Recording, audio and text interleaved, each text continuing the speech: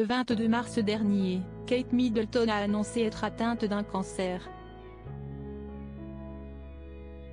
Depuis, la princesse de Galles est traitée par chimiothérapie dans la plus grande des discrétions. Une bonne nouvelle vient néanmoins d'illuminer cette sombre période de sa vie. L'information est tombée mais personne n'a voulu y croire.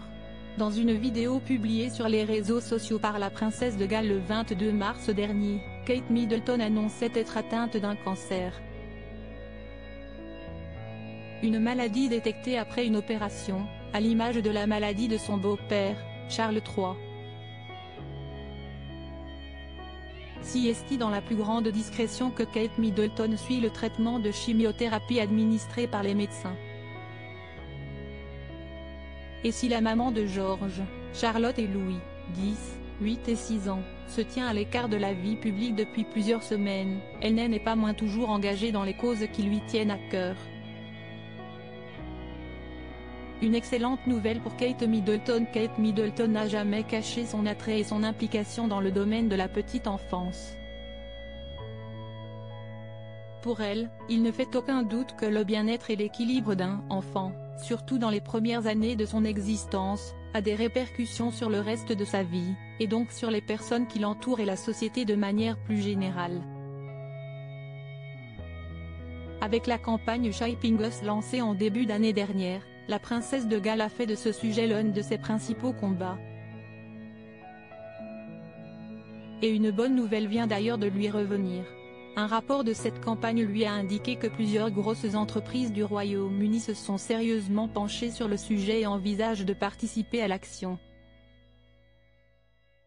Parmi ces entreprises, on compte notamment Aviva, Deloitte, IKEA Royaume-Uni et Irlande et Unilever UK. De quoi faire la fierté et la joie de Kate Middleton étant donné l'impact que ces grands noms peuvent avoir. La femme du prince William serait absolument ravie par cette nouvelle. Si Shaping Us est une question de sensibilisation, l'action a évidemment bien plus d'importance. Avoir 8 des plus grandes entreprises du pays à ses côtés est une grande victoire pour elle, affirme Christian Guy, directeur exécutif de Royal Foundation Centre for Early Childhood à Hello Magazine.